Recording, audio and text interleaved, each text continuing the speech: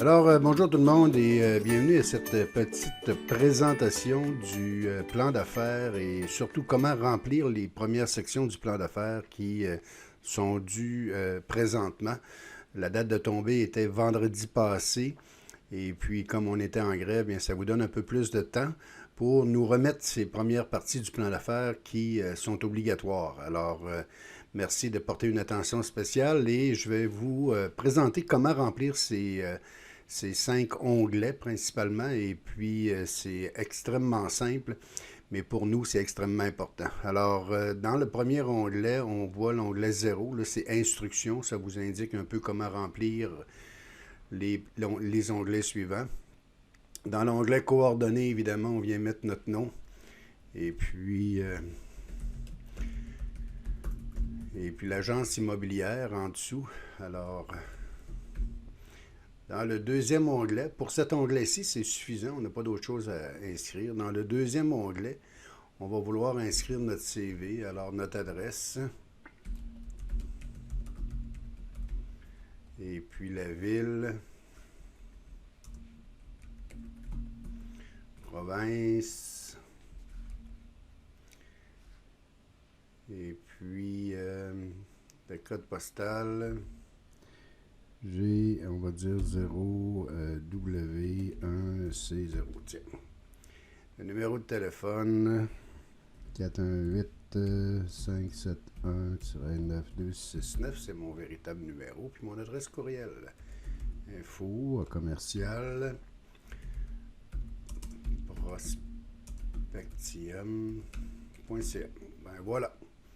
La formation, alors un diplôme d'études secondaires, année, mettons, en 2000, cégep en 2013, et puis j'ai eu un diplôme en administration, ici, j'ai eu un certificat en 2016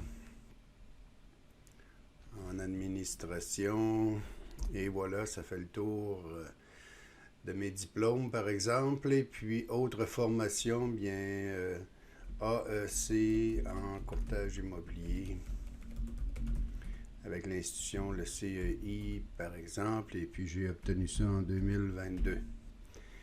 Mon emploi professionnel des 5 dernières années, ben, entreprise. Excusez les erreurs de frappe. A, B, C. Et puis, j'ai été là dans les 5 dernières années, donc depuis 2018. On n'a pas besoin d'aller plus loin qu'il y a 5 ans. Et puis, c'est important cependant de savoir ce que vous avez fait au cours des 5 dernières années, principalement si vous avez des emplois en vente et représentation.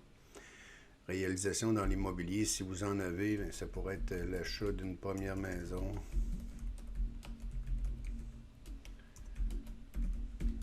En 2015, tiens, par exemple. Et voilà, ça complète l'onglet 2. L'onglet 3, c'est en rapport avec votre mission et vos valeurs.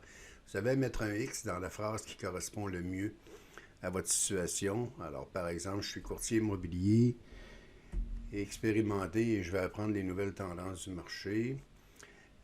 Et puis, c'est terminé pour ça. Les éléments déclencheurs, alors, c'est une passion pour l'immobilier depuis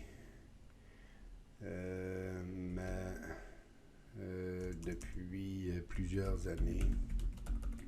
Voilà ce qui est l'élément déclencheur.